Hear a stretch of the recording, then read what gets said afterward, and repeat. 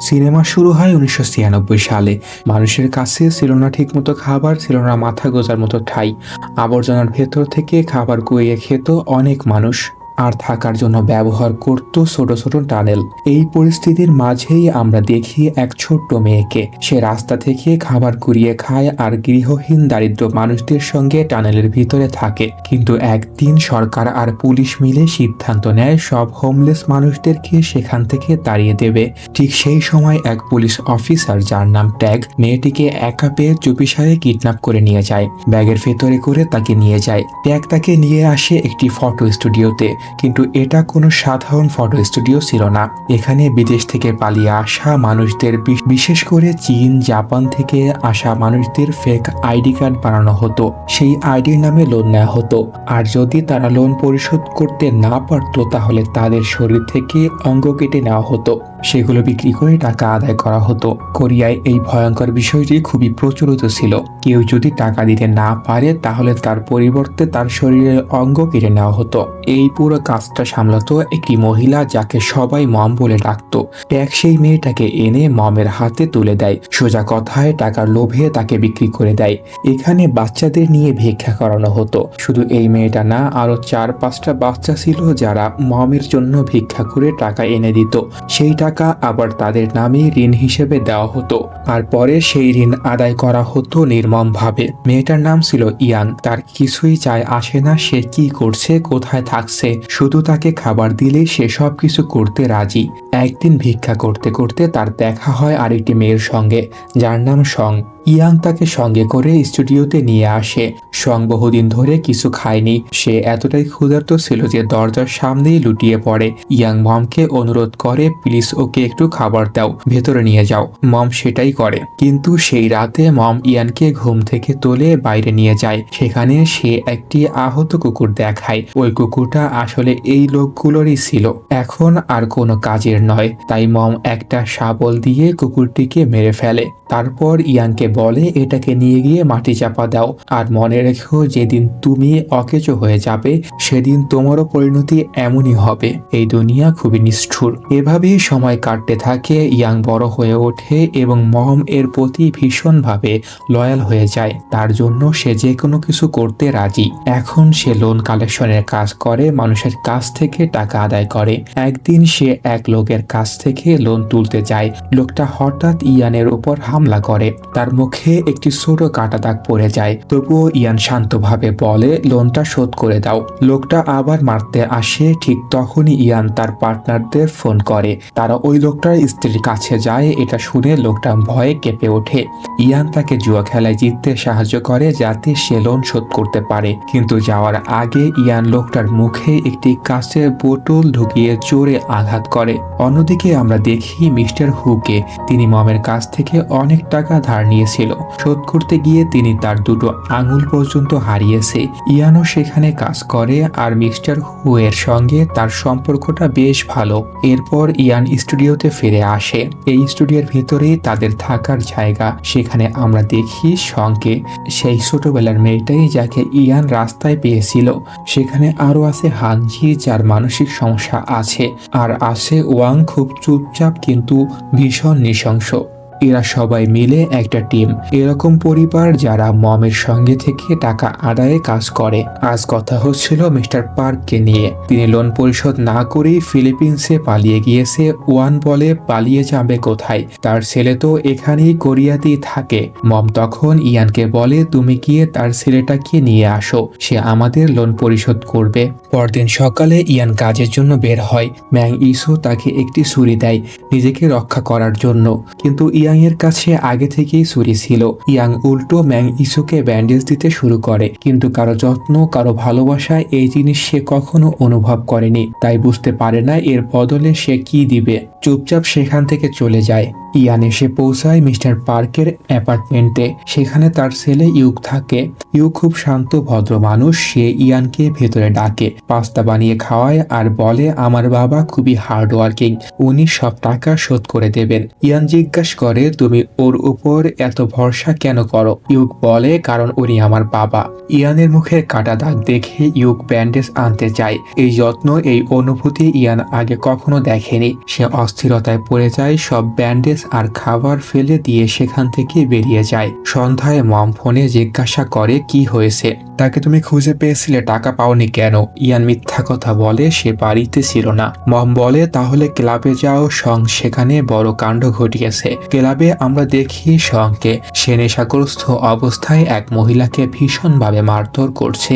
ইয়ান তাড়াতাড়ি তাকে সেখান থেকে নিয়ে যেতে থাকে, কিন্তু সঙ্গের হাতে অসংখ্য সূচের দাগ, ড্রাগের চিহ্ন স্পষ্ট দেখা যায়। সেই সময় সেখানে চিডো নামের এক লোক আসে। চিডো আগে মমের জন্য মেট্রোতে ভিক্ষা করত, কিন্তু এখন দেখা যায় সে বড় একটা পজিশনে পৌঁছে গেছে, নিজের ভালো ব্যবসা আছে, ভালো টাকা কামাচ্ছে। সে ইয়ানকে তুচ্ছ করে কথা বলতে থাকে। ইয়ান বলে আজকের পর যদি সংকে ড্রাগস দাও আমি ছাড়বো না। চিডো হেসে বলে আরে ও নিজেই আমার কাছে এসে এইসব চায়। ইয়ান কড়া গলায় বলে তুমি ওকে ড্রাগস দেবে না, দিলে তোমাকে মেরে ফেলবো। পরদিন ইয়ান আবার ইউকের অ্যাপার্টমেন্টে আসে। আজ বাড়িটা তালাবদ্ধ ছিল, তাই তালা ভেঙে ভেতরে ঢোকে। ভাবছিল অন্তত কিছু টাকা পয়সা পাবে, কিন্তু ভেতরে কিছুই নেই। সে ইউককে ফোন করে জিজ্ঞাসা করে তুমি কোথায়? ইউক তাকে একটা রেস্টুরেন্টে আসতে বলে। আসলে সে এখানের শেফ। সে বলে দেওয়ার মতো তার কাছে কোনো টাকাই নেই, কিন্তু তার কাছে দুটো সিনেমার টিকিট আছে, তাই সে ইয়ানকে সিনেমা দেখাতে নিয়ে যায়। মজা করে বলে এখানে কিন্তু খাবার ছুঁড়ে ফেলা যাবে না। পরিবেশটা এতটাই ভালো হয়ে যায় ইয়ান তার কাঁধে মাথা রেখে ঘুমিয়ে পড়ে। কিছুক্ষণ পরে চোখ খুলে সে ভয় পেয়ে যায়। সিনেমার পর ইউক তাকে ড্রিঙ্ক করতে নিয়ে যায়। ইয়ান অবাক হয়ে ভাবে লোকটা কতটা নিষ্পাপ। সে জিজ্ঞাসা করে তুমি শেফ হলে কেন? ইউক বলে আমি খুবই দারিদ্রতায় বড় হয়েছি। একদিন আমার খুব বার্গার খেতে ইচ্ছা করছিল, কিন্তু আমার কাছে একদম টাকা ছিল না, তাই অনেক দিন ধরে একটু একটু করে টাকা জমিয়ে একটা বার্গার কিনেছিলাম। প্রথম কামড় দিতেই আমি কেঁদে ফেলেছিলাম, এতটাই সুস্বাদু ছিল সেটা। সেদিনই ঠিক করেছিলাম আমি শেফ হব। আমি ফ্রান্সে যাওয়ার জন্য কুকিং এক্সামও ক্লিয়ার করেছিলাম। সেখানে গিয়ে রান্না শিখতে চেয়েছিলাম, কিন্তু ফ্লাইটের টিকিট খুব দামি ছিল, তাই যেতে পারিনি। এখন ফ্রেঞ্চ শিখছি, ভাবছি কোনো একদিন তো যাবই, হয়তো তখন ভাগ্য খুলে যাবে। এই কথাগুলো শুনতে শুনতে ইয়ান নেশাগ্রস্ত অবস্থায় তাকে বাড়ি পর্যন্ত নিয়ে আসে। ইউক মাতাল গলায় বলে আমাকে মাফ করে দিও, আমি খুব গরিব, এখন তোমাকে টাকা দিতে পারছি না। ঠিক তখনই ইয়ানের ফোনে মমের কল আসে। চিডো তার লোকজন নিয়ে সেখানে এসেছে মমের কাছ থেকে টাকা তুলতে, এবং সে মমকে অপমান করছে। ইয়ান বাড়ি ফিরে দেখে মম বাইরে দাঁড়িয়ে আছে। সে তাদের শান্ত করে ভেতরে নিয়ে আসে। তারপর মম ছাদে উঠে যায় এবং নিজের মায়ের জন্য রিচুয়াল করতে শুরু করে, কারণ আজকের দিনেই তার মা মারা গিয়েছিল। ইয়ান বলে আমরা তো আমাদের মাকে কখনোই দেখিনি, কিন্তু আপনার মা নিশ্চয়ই খুব ভালো ছিলেন, আপনাকে খুব ভালোবাসতেন। মম হেসে বলে আমি আমার মাকে এখানেই মেরেছিলাম। এই কথা শুনে ইয়ান ভয় পেয়ে যায়। ঠিক তখনই ব্যাংক থেকে ফোন আসে। কিছু লোক পেমেন্ট দেয়নি, তাই তাদের শরীর কেটে অর্গান বের করা হচ্ছে। আর যেমনটা আগেই আমরা দেখেছি, সেই ছেলেটিকে যে মানসিকভাবে দুর্বল ছিল, সে হিসাব করছে কোন অংশ দিয়ে কত দামে বিক্রি করা যাবে, যেন বাজারে সবকিছুর দরদাম করছে। ইয়ান নিজের ঘরে ফিরে দেখে সং ঘুমিয়ে আছে। সং জিজ্ঞাসা করে ইয়াং আজকাল তোমাকে একটু আলাদা লাগছে, কি হয়েছে? ইয়াং বলে চুপচাপ ঘুমাও, কিছুই হয়নি। পরদিন দুজন মেয়ে শপিং এ যায়। ইয়ান একটা সুন্দর ড্রেসের দিকে তাকিয়ে থাকে। সঙ্গে সন্দেহ হয়, কারণ ইয়াং সাধারণত এমন কাপড় পরে না। সে ছেলেদের মতো কাপড় পরে, তাই জোর করে তাকে সেই ড্রেস ট্রাই করায়, এমনকি কিনেও দেয়। বাড়ি ফেরার পথে ইয়াং এর চোখে পড়ে ফ্রান্স যাওয়ার একটি ফ্লাইটের পোস্টার। হঠাৎ করে তার মনে পড়ে যায় ইউকের স্বপ্নের কথা, তাই সে সঙ্গে নিয়ে নিজের পাসপোর্ট সাইজের ছবি তুলে নেয় আর জিজ্ঞাসা করে কোরিয়া থেকে ফ্রান্স কি খুব দূরে। মনে হচ্ছিল যেন সে ইউকের সঙ্গে এখান থেকে পালিয়ে যাওয়ার প্ল্যান করছে। অন্যদিকে মাং ইউকে রেস্টুরেন্টে এসে টাকা চাইতে থাকে।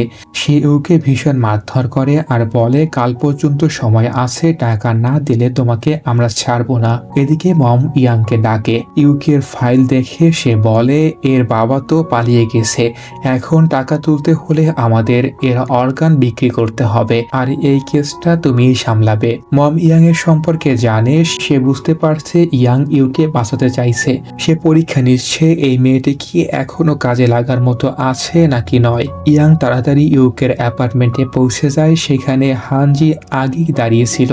সে অর্গান বের করার কাজ করত, হাতে বন্দুক পুরো প্রস্তুত। মানসিকভাবে সে একটু দুর্বল। ইয়াং তাকে বলে তুমি 100 পর্যন্ত গুনবে, তারপর উপরে আসবে। এটা বলে ইয়াং দৌড়ে উপরে উঠে দরজা জোরে ধাক্কা দিতে থাকে। দরজা খুলতেই সে ইউকের হাতে প্লেনের টিকিট ধরিয়ে দেয়, বলে এখান থেকে পালিয়ে যাও, না হলে তোমাকে মেরে ফেলবে।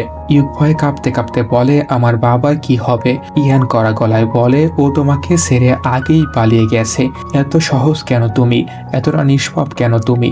এই কথা শুনে ইউক বলে কিন্তু আমি তো কিছুই ভুল করিনি। ঠিক তখনই হাতে ব্লেড নিয়ে হানজু উপরে উঠে আসে। ইয়ান তাকে সামানোর চেষ্টা করে কিন্তু সে তখন কোনো কথাই শোনে না। তখন বাধ্য হয়ে ইয়ান একটি ভারী জিনিস দিয়ে তার মাথায় আঘাত করে। হানজুর মাথা ফেটে যায়। এরপর ইউককে নিয়ে দৌড়ে পালায়, কিন্তু নিচে মম আর তার বাকি সদস্যরা তাদেরকে ধরে ফেলে। মম ইয়াং এর হাতে ছুরি ধরিয়ে দিয়ে বলে প্রমাণ করো তুমি এখনো আমার কাজে লাগবে। ইয়ান কাঁদতে কাঁদতে অনুরোধ করে বলে প্লিজ এমনটা করো না, ওকে ছেড়ে দাও।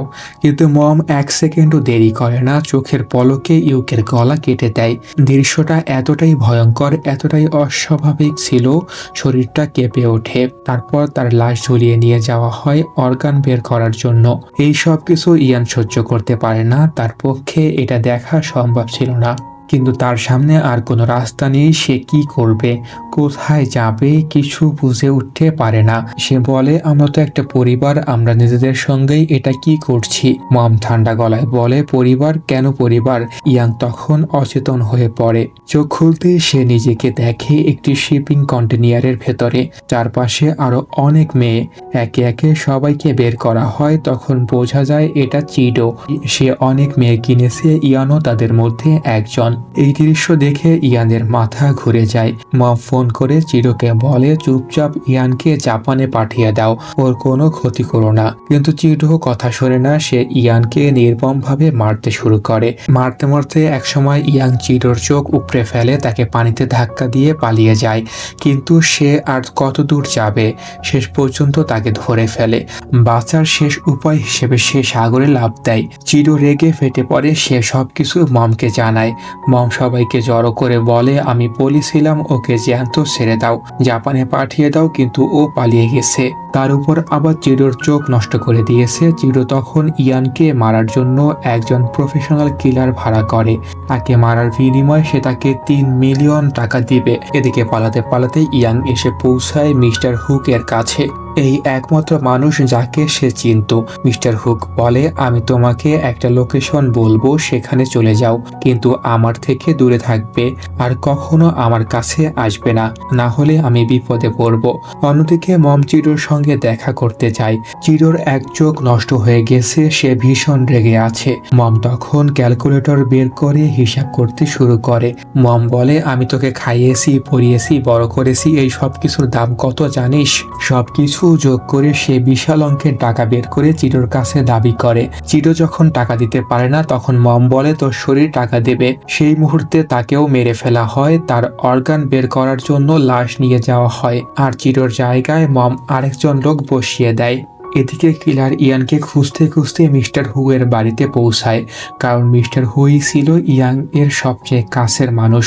মিস্টার হু বলে আমি জানি না ও কোথায় গেছে, কিন্তু আমরা ইয়ানকে দেখি। যে গোপন লোকেশনের কথা বলা হয়েছিল সে ঠিক সেখানে পৌঁছায়। সেখানে ভ্যাং ও ছিল।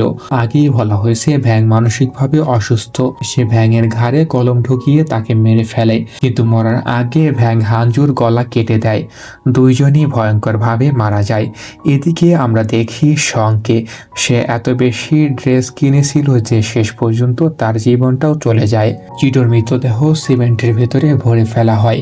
ইয়ান আবার স্টুডিওতে ফিরে আসে। মম শান্তভাবে খাবার খাচ্ছিল যেন কিছুই হয়নি। মম জিজ্ঞাসা করে ওর মধ্যে এমন কি ছিল যার জন্য তুমি এত কিছু করে ফেলেছো। ইয়ান বলে ওই প্রথম মানুষ যে আমার সঙ্গে ভালোভাবে কথা বলেছিল, আমাকে মানুষ হিসেবে ট্রিট করেছিল। মম বলে তাহলে আমাকেও মেরে দাও। ইয়ান শান্ত গলায় বলে আগে আপনি খাবারটি শেষ করুন। তারপর ইয়ান ছুরি বের করে মমকে মেরে ফেলে। মরার আগে মম ইয়াংকে একটি লকারে চাবি দিয়ে যায়। ইয়াং আবার অনাথ হয়ে যায়। এক রাতেই সে নিজের পুরো পরিবার শেষ করে দেয়। কিছুদিন পরে দৃশ্য দেখানো হয় এখন মমের জায়গায় ইয়ান বসেছে। চীন থেকে চুপি চুপি কোরিয়ায় ঢোকা মানুষদের নিয়ে সে কাজ করছে। তাদের জন্য বানানো হচ্ছে ফেক কোরিয়ান আইডি। শেষে ইয়াং সেই সাবওয়ে লকারটি খোলে। ভিতরে থাকে অ্যাডাপশন পেপার, ইয়ান এর আসল পরিচয়। তখন বোঝা যায় মম আসলে ইয়ানকে নিজের মেয়ে হিসেবে দত্তক নিয়েছিল। শেষ দৃশ্যে দেখানো হয় ইয়ান এখন পুরোপুরি মমের জায়গা নিয়েছে। সে মমের জন্য রিচুয়াল করছে, ঠিক যেমন মম করত তার নিজের মায়ের জন্য। আর যেমন মম নিজের মাকে মেরেছিল ঠিক তেমনি ইয়ানও নিজের মাকেই মেরে ফেলেছে। এভাবেই সিনেমা শেষ হয়।